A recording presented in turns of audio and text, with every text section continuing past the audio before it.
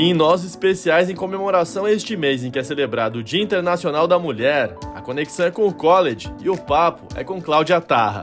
Nesta entrevista, Cláudia, que é uma das fundadoras e proprietárias do College, há 26 anos no mercado, fala sobre o protagonismo feminino, trabalho, família e revela seus planos e projetos. Confira! Cláudia, para você, qual a importância de celebrar este mês da mulher? Tiago, várias vezes eu pensei e refleti sobre esse tema. Eu acho que o tema mulheres faz parte da minha vida, faz parte da minha família, faz parte da minha história. E eu vou devolver para você uma pergunta, que é a seguinte: qual é a cara que tem o poder? Então, quando você pergunta quem são os dirigentes da nossa cidade, quem são os dirigentes das organizações, das grandes organizações de referência, quem são as pessoas que decidem e que têm o poder na mão, qual é a cara? Ela tem a representatividade da mulher nesses quadros? Então, assim, a importância de celebrar o Dia da Mulher é não só marcar essa data como uma data expressiva e importante para que a gente celebre a importância da mulher na sociedade, mas para que, mais do que isso, que a gente reflita e pergunte qual é a minha contribuição para que essa mulher consiga realmente exercer uma participação mais efetiva em todas as esferas da sociedade. Não só dentro da política, mas também dentro das organizações, dentro da sociedade, dentro do voluntariado, ou seja, em todas as esferas. Cláudia, você tem um exemplo que vem de casa, que é a sua mãe, a dona Cleide. Fala um pouco pra gente sobre essa influência. Olha, Tiago, assim, é muito engraçado. Eu acho que eu sou uma das primeiras gerações que realmente entrou muito forte dentro do mercado de trabalho. Hoje eu estou com 58 anos, vou fazer 59 daqui a um mês, né? Então, assim, essa geração nossa é uma geração que está presente no mercado de trabalho, né? Que entrou. E a gente entrou de um jeito, assim, né? Eu lembro quando, acho que um dos primeiros trabalhos que eu tive foi lá na Cacique, né? Então a gente usava ombreira, acho que até pra gente ficar ombro a ombro, né? Com o homem. A gente tinha que usar terninho, a gente tinha que usar o cabelo amarrado, para esconder um pouco essa feminilidade que a gente tem, cabelo comprido, ornamentos, essas coisas não era muito bem aceito. A gente tinha um código, até de vestimenta e de posicionamento. A minha mãe, ela fugiu muito desse estereótipo, ela fugiu completamente, porque imagina, se para mim, eu já considero que a minha geração dos 58, 59 é a primeira geração que efetivamente conseguiu romper um pouco essa barreira, e muitas desistiram no meio do caminho porque optaram pela maternidade e a conciliação era difícil. Imagina para minha mãe que na época eu acho que as mulheres só faziam mesmo pedagogia, viraram professoras, é uma geração de professoras mulheres. Então essa imagem, esse modelo é muito forte, está no meu DNA, não tem como negar, né? Então eu tive sempre um exemplo muito forte da mulher ser independente. E eu sou numa família de homens, a minha família é muito masculina, então era eu e minha mãe, os meus irmãos, o meu pai e o meu tio que é médico hoje, que também participou muito dentro da minha história, da minha família. Então a gente fazia muitas brincadeiras masculinas, né? Então o universo masculino fez parte da minha vida também. Talvez isso tenha influenciado a minha carreira, a minha trajetória, né? A minha mãe, pelo que ela fez para a sociedade, pela luta dela, com certeza, né? Isso está refletido dentro de todos dentro da esfera do meu trabalho, e esse universo masculino também. Cláudia, o College foi fundado há 26 anos por um grupo de mulheres e continua administrado por mulheres. Fala um pouco pra gente sobre essa história. Isso é uma história que a gente tem muito orgulho, né? Então, quais são as empresas hoje no Brasil que sobrevivem tanto tempo, né? São 26 anos que a gente completou agora esse ano, em março. Está completando agora, na verdade, acho que ontem, dia 10, a gente completou. E é um motivo de muita satisfação, né? Porque foram 6 mulheres que se reuniram e com uma formação em ensino de idiomas e que tinham uma vontade, tinham um objetivo e tinham um sonho de trazer para Londrina, em princípio, uma proposta de ensino para adultos, que não existia na época. Então, o foco da gente sempre foi o segmento adulto. Naquela época, a gente nem falava de segmento corporativo, que estava meio distante da gente, mas a gente queria trabalhar só com adultos, porque escolas tradicionais e convencionais já existiam muitas no mercado. Então, a gente partiu com essa proposta, uma proposta andragógica e tal.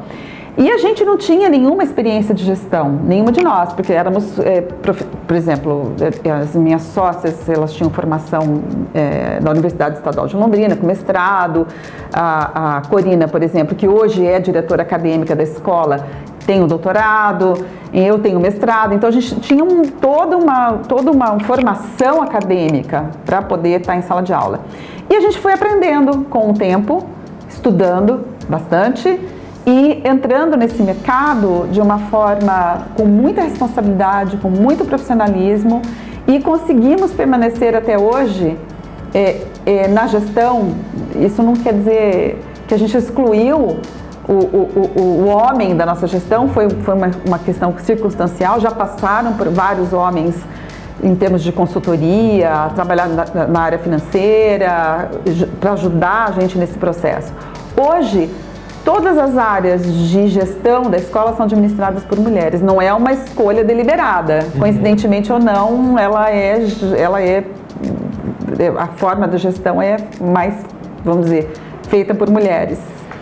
A gente estava conversando nos bastidores e você me disse que o college é formado por 2 pilares, quais são eles? Então, a gente tem assim, o coração da escola, que é a parte acadêmica, né? A gente está aqui para poder ensinar o idioma, né? A gente tem inglês, francês, espanhol, alemão, italiano e português para estrangeiros. Então, esse é o portfólio da escola. E esse é o coração da escola. As pessoas buscam a gente para que elas tenham solução em idiomas, tanto na fala, para se comunicar, para ter uma interlocução internacional, quanto nos trabalhos de tradução e interpretação que a gente faz também na escola. Então, esse é o coração da escola. Essa parte ela é administrada pela Corina Busnardo, que é minha sócia há 26 anos, é um casamento, né? É mais do que um casamento, porque a gente passa mais tempo junto do que com as nossas famílias, né?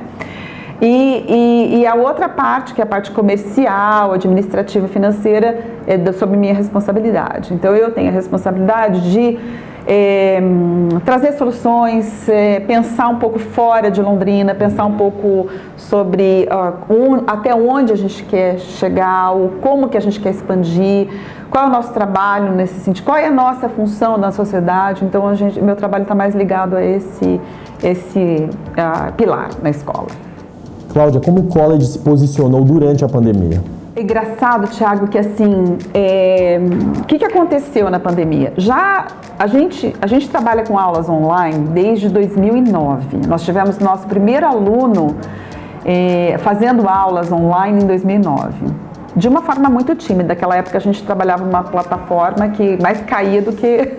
Mas mesmo assim, como a gente já teve uma penetração nacional, os alunos vinham para cá para os programas de imersão, eles queriam dar continuidade. Então, a forma que a gente encontrou para dar continuidade era, tudo bem, você não mora aqui em Londrina, então a gente vai ter um contato semanal naquela época a gente acho que usava Skype e tal. Beleza, tudo bem. Então, assim, isso foi crescendo até antes da pandemia. Quando chegou mais ou menos 2019... nós chamamos uma aluna de último ano da Universidade Estadual de Londrina, do curso de Letras, e eu acho que é legal falar isso porque a gente tem que valorizar quem é daqui, né? Então, a Universidade Estadual de Londrina, que é a universidade onde eu estudei, fiz a minha graduação, ela está sempre trabalhando questões inovadoras, trazendo soluções, e a gente precisa valorizar isso.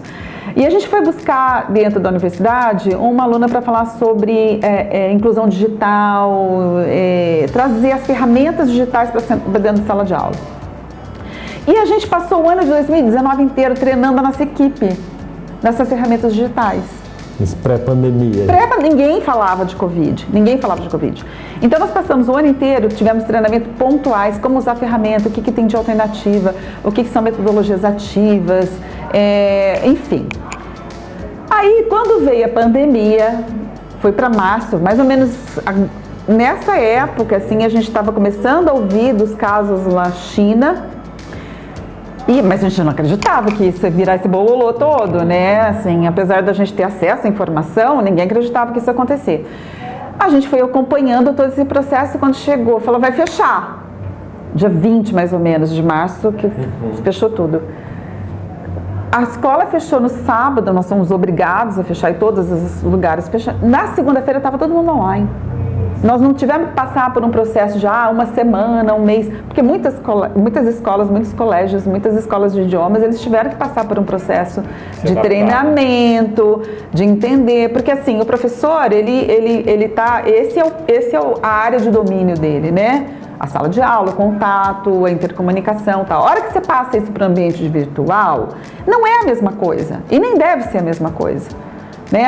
Aqueles encontros, quando você, por exemplo, está no ambiente de organização, que você encontrava as pessoas no corredor e trocava uma ideia e tomava um cafezinho, muitas decisões eram tomadas naquele momento. O que acontece quando a gente traz isso para o ambiente virtual? Ele tem que ser muito mais objetivo, ele tem que ser muito mais direto, ele tem que ser verdadeiro, autêntico e pontual. Entendeu? Então, assim, não é só dominar a ferramenta, mas é toda uma característica que tem que estar por trás para que aquela entrega seja feita da mesma forma que é feita no presencial. E fora da rotina do college, como é a Cláudia aí, mãe, esposa, você tem um trabalho com Rotary também? Bom, Thiago, você sabe que eu sou casada, meu marido é médico, tenho uma rotina muito intensa de trabalho. Hoje ele até assumiu uma outra função, está viajando bastante, mais do que eu no passado, né? E eu tenho 3 filhos. O que eu gosto muito de fazer hoje, eu procuro, assim, vou dizer que 80% do meu tempo eu estou dedicada ao trabalho, né? E os outros, isso não quer dizer que eu não pense na família e não pense nas outras coisas, né? E elas não sejam mais ou menos importantes. Mas em termos de tempo, a gente tem que passar muito tempo no negócio para ele dar certo, senão eu acho que é complicado. Eu jogo tênis bastante, assim, umas 3 ou 4 vezes na semana, é uma grande paixão. Eu faço academia também, até para manter a sanidade, né, fortalecimento e tal. Eu que nem te falei, eu tô com 58, vou fazer 59, você tem que se segurar. E eu também gosto muito de passar tempo em casa com os amigos, gosto de cozinhar nos finais de semana. E também faço um trabalho super bacana junto ao Rotary, né? Então, eu hoje estou presidente de um clube virtual que se reúne a cada 15 dias e a gente tem vários projetos bacanas, inclusive um que eu quero falar para vocês, que é sobre o empoderamento das meninas. Eu acho que é bem bacana. Fala um pouco mais pra gente sobre esses projetos desenvolvidos com o Rotary. Hoje em dia, a gente sabe da situação das mulheres no mundo, né? Então, assim, a triste realidade de meninas que não vão para a escola, que não têm acesso à informação, que sofrem abuso, que têm uma gravidez precoce. Então, hoje em dia, existe mais de 3 bilhões de meninas que, de repente, casam precocemente, são forçadas a assumir um papel dentro da sociedade que elas absolutamente não precisariam se estivessem dentro de um processo de informação. Então, pensando nesse universo, então eu não estou falando só de Londrina, não estou falando do Paraná, não estou falando do Brasil, né? Que aqui a gente tem os números para a gente trazer.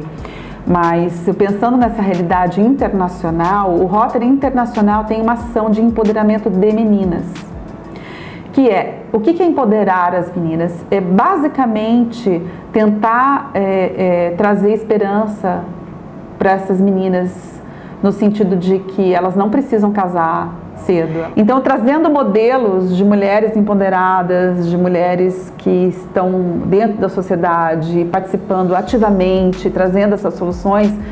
E esse grupo de mulheres, então, e de pessoas e homens que fazem parte do nosso grupo, que se reúne virtualmente a cada 15 dias, a gente desenvolve projetos bem específicos. Então, por exemplo, a gente fez uma campanha agora em novembro do ano passado, quando o nosso presidente suspendeu a distribuição dos absorventes, para arrecadar absorventes para 40 meninas durante um ano. Então, a gente conseguiu, com uma ação muito simples, sensibilizar a população londrinense para 40 meninas em situação de risco, e a gente conseguiu trazer e levar absorvente para essas meninas durante um ano, né? E introduzindo até a ideia de sustentabilidade dos absorventes reutilizáveis, sabe? Trabalhando. Então, nós fizemos uma ação com um dia inteiro chamado Dia Delas, onde o Rotary organizou uma ação com outras entidades locais e trouxe psicólogo, assistente social, para trabalhar com essas meninas em situação de risco. Agora nós vamos trabalhar com outra instituição, com um grupo de menor de 12 meninas, sabe o Clube das Mães Unidas? Então, a gente vai trabalhar com esse grupo dessas meninas, fazendo também eventos pontuais e acompanhando elas nesse processo de profissionalização, de resgate de identidade e tal. Então, eu acho que quando a gente olha esse contexto que a gente está, talvez eu não usufrua disso, mas só pensar que a gente pôde fazer parte dessa construção e desse caminho, dessa trajetória, já justifica a nossa existência, né? A semente está sendo plantada. Eu acho que sim. E é um modelo para o meu filho, para como ele vai endereçar e tratar e respeitar as mulheres em qualquer ambiente que ele for trabalhar, viver, para as minhas filhas, né? E elas estão muito mais avançadas do que eu, porque elas ficam numa luta muito grande de igualdade de gênero, de respeito. Aqui é uma pauta muito mais avançada, muito mais pertinente, muito mais século XXI do que a minha, né? Então eu acho assim, eu olho para trás e vejo, tudo bem, né, construir uma trajetória, mas ainda tem muita coisa para a gente construir, muita coisa para a gente chegar lá. E falando um pouco sobre seus planos, o que você vislumbra aí neste ano de 2022? Em relação à escola, a gente continua nesse crescimento e nessa tendência de trabalhar as aulas online. As aulas na escola, elas vão continuar em 3 modelos, né? O modelo presencial para quem quiser vir aqui na escola, então a escola está aberta, está funcionando com todos os protocolos de segurança. Graças a Deus os índices da pandemia também caíram, então acho que a gente vai conseguir superar isso. Num outro modelo, que é o modelo 100% online, para as pessoas que estão buscando conveniência, conforto, e o alcance que a gente tem, né? Hoje eu falei para você que a gente tem aluno do EOPOC ao Chuí, até na Europa, nos Estados Unidos, né? E o híbrido. Então, assim, o modelo híbrido é aquele modelo que você está aqui, você está fazendo aula, mas ao mesmo tempo eu tenho 3 ou 4 alunos que estão em vários lugares do país. Então, para isso, nós fizemos alguns investimentos. Nós investimos num equipamento novo, que é chamado Estúdio, que está até atrás aí de você, depois a gente pode dar uma olhada, que capta o movimento da sala em 360 graus, com qualidade de som e imagem, para que a gente integre esse aluno dentro do processo de aprendizado.